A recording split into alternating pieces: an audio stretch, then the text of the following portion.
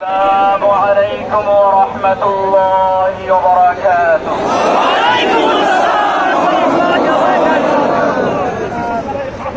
الحمد لله الذي نجانا من القوم الظالمين. آمين. আল্লাহ সুবহানাহু ওয়া তাআলার মহান দরবারে শুকরিয়া জ্ঞাপন করছি, যিনি আমাকে দীর্ঘ 11 বছর 16 দিন পরে আপনাদের দোয়া এবং আল্লাহর রহমতে মুক্ত বাতাসে আসার তৌফিক এনায়েত করেছেন। এজন্য বলি আলহামদুলিল্লাহ। আপনারা জানেন, কয়েক মাস পূর্বে আমার জামিন হয়েছিল। এখন আমি ভাবছি, আল্লাহ সুবহানাহু ওয়া তাআলার রহমত এবং তার যে ইচ্ছা, তিনি যে বান্দাদেরকে ভালোবাসেন তাদের কল্যাণের জন্য সবকিছু করেন। ওই সময় যদি আমি মুক্ত হতাম, সমালোচকরা বলতো সরকার তাকে ছেড়ে দিয়েছে আপোস করার জন্য। বিভিন্ন রকমের সমালোচকরা সমালোচনা করত। আল্লাহ সুবহানাহু ওয়া তাআলা চাইলেন, তোমাকে এই সমালোচনার বোঝা নিয়ে বের হওয়া দরকার নেই, ইজ্জতের সঙ্গে। আল্লাহ সুবহানাহু ওয়া তাআলা সেজন্য ওই জালেম শাহীকে দেশ থেকে বের করে দিয়ে আমাদেরকে আল্লাহ রাব্বুল আলামিন ইজ্জতের সঙ্গে বের করেছেন। ভাইরা আমার, আপনারা জানেন, ফিরআউন তার জাতিকে বিভিন্ন দলে বিভক্ত করেছিল। কুরআনুল কারীমের সূরা কসস এর প্রথম থেকে 7 আয়াত পর্যন্ত সে বিষয়গুলো রয়েছে। আল্লাহ সুবহানাহু ওয়া তাআলা বলেন, ইন্না ফিরআউনা আলা ফিল আরদ, ফিরআউন মিশর ভূখণ্ডে সর্বে সর্বা এবং ধরাকে সরা জ্ঞান করে সবার উপরে সে স্থান করে নিয়েছিল। তার চেয়ে বড় আর কেউ নেই। ফেরাউনের সঙ্গে আমাদের দেশের ফেরাউনি মিল রয়েছে। বাংলাদেশের ক্ষমতাকে এমন ভাবে কুক্ষিগত করেছিলেন, তার ইশারা ছাড়া একটা কিছু করা সম্ভব হতো না। হাইকোর্ট থেকে আমাকে জামিন দিয়েছিল, শেখ হাসিনার ইঙ্গিতে আমাকে আবার পুনর্বার গ্রেফতার করে জেলে দেওয়া হয়েছিল। হাসিনা, দেখে রাখো, আজকে বাংলাদেশে তুমি নেই।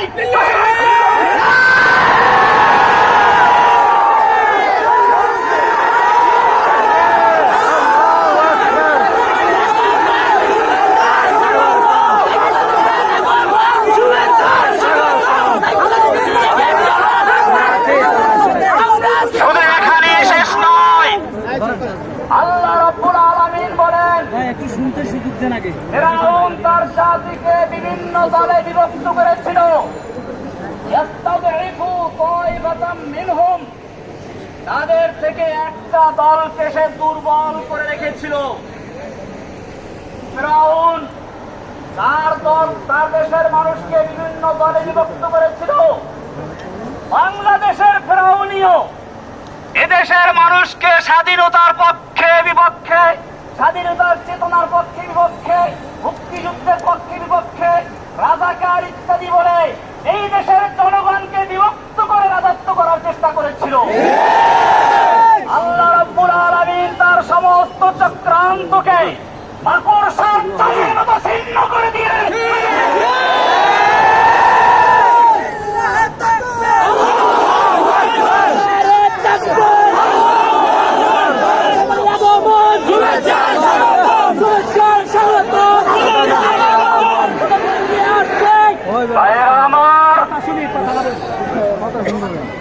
ইনশাআল্লাহ আপনাদের সঙ্গে কথা হবে। অনেক কথা হবে। আজকের এই স্বল্প পরিসরে একটা কথা বলতে চাই। আমি দীর্ঘদিন জেল থেকে বুঝেছি, ইসলামের দুশমনরা দেখে না কে কোন দল করে, তারা সকলেই দেখে কে মুসলমান, কে ইসলামের জন্য কথা বলে। এখন আমাদের প্রয়োজন, সবচেয়ে বেশি প্রয়োজন ঐক্যবদ্ধ হওয়া।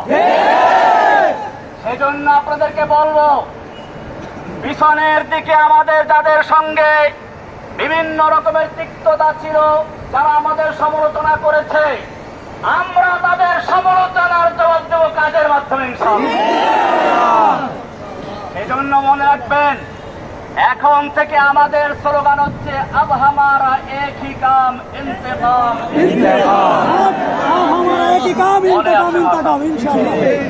আমাদের একই কাজ হচ্ছে ইন্তেকাম, মানে প্রতিশোধ। এই প্রতিশোধ কিভাবে শুনুন, ভালো করে শুনুন। প্রতিশোধ মানে এই নয়, এটা স্বাভাবিক অর্থে বুঝে আসে। প্রতিশোধের প্রথম কাজ হচ্ছে ক্ষমা। আল্লাহর নবী সাল্লাল্লাহু আলাইহি ওয়াসাল্লাম মক্কা বিজয়ের পরে যখন তিনি বিজয় বেশে মক্কায় দাঁড়ানো, সাহাবায়ে কেরাম 10,000 তরবারি উন্মুক্ত রেখে বসে আছেন, আল্লাহর নবী ইশারায় অপেক্ষা করছেন। আল্লাহর নবী মক্কার কাফেরদেরকে জিজ্ঞেস করলেন, ও মক্কার কাফেরেরা, আজকে তোমরা আমার থেকে কেমন আচরণ আশা করছো? মক্কার লোকেরা বলেছিল, একজন উত্তম ভ্রাতা, উত্তম চাচার থেকে যা আশা করা যায় আমরা তাই করছি।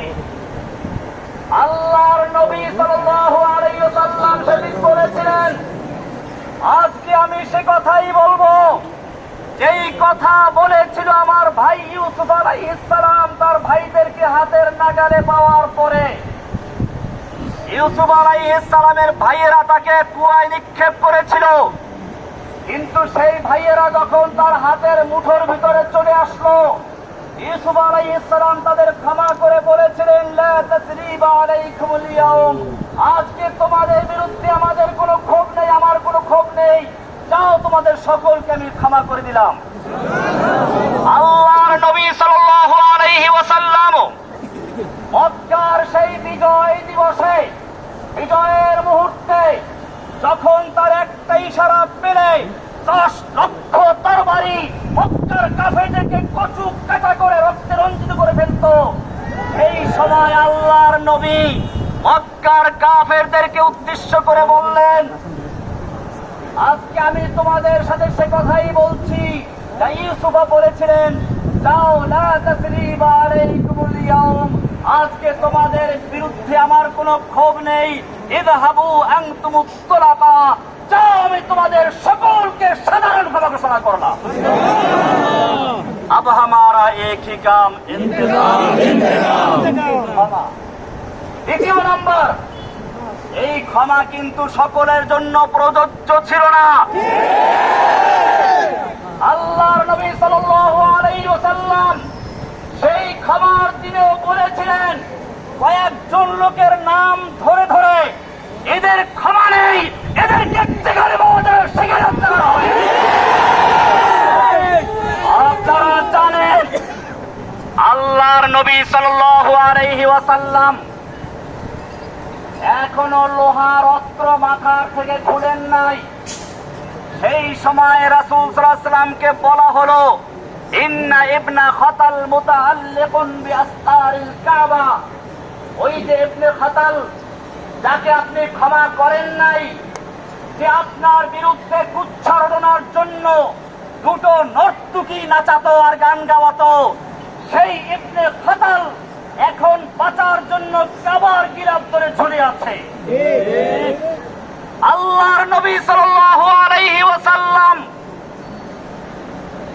সেই সাহাবীকে বললেন, ফাকতুলহু, এই কাবার গিলাফ ধরে ঝুলে নয়, যদি হাজরা সাদের চুমু দেওয়া অবস্থা থাকে তাকে ওখানে হত্যা করে দাও। ওয়াহাশিকেও ক্ষমা করা হয় নাই। বোঝা গেল আল্লাহর নবী সাল্লাল্লাহু আলাইহি ওয়াসাল্লাম দয়ার সাগর, যাকে বলা হয়েছে রাহমাতুল লিল আলামিন, গোটা জগৎ সমূহের রহমত, তিনিও এই আম ক্ষমার দিনে, সাধারণ ক্ষমার দিনেও বিশেষ কিছু লোকদের ক্ষমা করেন নাই। আজকে আমি বলতে চাই, এই দীর্ঘ 1.5 যুগ পর্যন্ত হাসিনা সরকার নির্যাতনে, নিপীড়নে যারা শহীদ হয়েছে, নির্যাতিত হয়েছে, আহত হয়েছে, পঙ্গু হয়েছে, হাত নেই, পা নেই, কারো চক্ষু নেই, এই রকম যারা ক্ষতি করেছে তাদের জন্য কোনো ক্ষমা নাই। আল্লাহ হামারা ইন্তেকাম দেখেগা। সুতরাং যারা হাসিনার নির্দেশে এদেশের মানুষের উপরে হত্যাযজ্ঞ চালিয়েছিল, রক্তের হোলি খেলা চালিয়েছিল, সেই সমস্ত, সেটাই হোক পুলিশ, ছাত্রলীগ, যুবলীগ, যে কোনো লীগ হোক না কেন, তাদের জন্য কোনো ক্ষমা নেই। দ্বিতীয় কর্মসূচি, দ্বিতীয় কাজ হচ্ছে আমাদের এখন দাওয়াতি কাজ করা, ব্যাপকভাবে দাওয়াতি কাজ করা, ব্যাপকভাবে দাওয়াতি কাজ করা, তাওহীদের দাওয়াত। জেনে রাখবেন, কবি ইকবাল বলেছেন,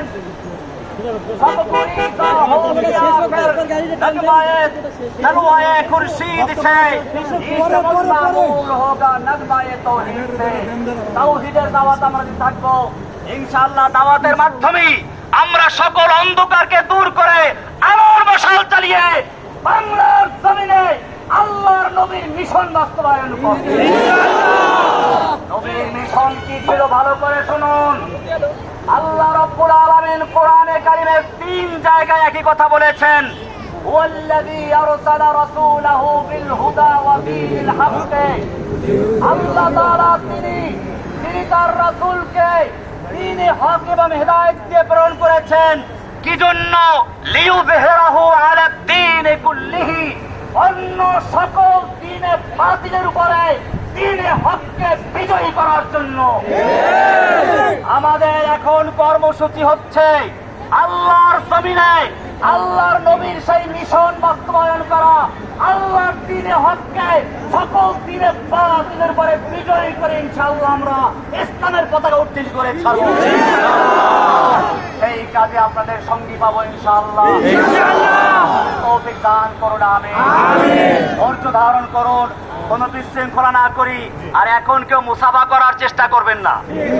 কারণ হচ্ছে আসলে সেনাবাহিনী তাদের, আমাদের যে সুবিধার্থী, তারা আমাকে বলেছিল গোপনে অন্য রাস্তা দিয়ে পার করে দিবে, কিন্তু আমি জানি আপনারা আমাকে জানের চেয়েও ভালোবাসেন।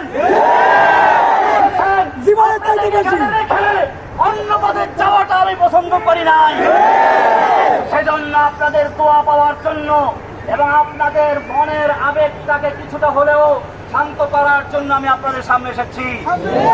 এখন আমরা কেউ কোনো বিশৃঙ্খলা করবো না। গাড়িটা যিনি চালাচ্ছেন ওনার বারবার অনুরোধ হচ্ছে, ভাই গাড়ির যেন কোনো ক্ষতি কেউ না করে, কেউ মোসাফা করতে না আসে, এরকম ভাবে গাড়ির যেন কোনো রঙের খোঁচা না লাগে, কারণ গাড়িটা ওনার নিজেরও না। তো সেই জন্য আমরা শান্তভাবে দীর্ঘ 11 বছর পর্যন্ত ধৈর্য ধারণ করতে পেরেছি। ইনশাআল্লাহ এখন কিছু সময়ের জন্য ধৈর্য ধারণ করলে আমাদের কষ্ট হবে না ইনশাআল্লাহ। আপনাদের সকলকে ধন্যবাদ, জাযাকুমুল্লাহ। আল্লাহ তাআলা আপনাদের সকলকে জাযা দান করুন, আমিন। আমি ওই সকল ভাইদের জন্য দোয়া করছি, আবু সাইদ থেকে শুরু করে এই আন্দোলনে এবং এর আগে যারা আন্দোলন করতে গিয়ে শেখ হাসিনার নির্যাতনে শাহাদাত বরণ করেছেন, আহত হয়েছেন, পঙ্গু হয়েছেন, আল্লাহ তাআলা তাদের সকলকে, যারা শহীদ হয়েছেন তাদের সকলকে জান্নাতবাসী করুন, যারা আহত হয়ে তাদেরকে শিফা দান করুন, আমিন। আপনাদের সকলের হায়াত দারাজ হোক, আল্লাহ তাআলা সকলকে হায়াতে তৈয়বা নসিব করুন, আমিন। তো সবল অবস্থা রাখুন, আমিন। জন্য কবুল করুন, আমিন।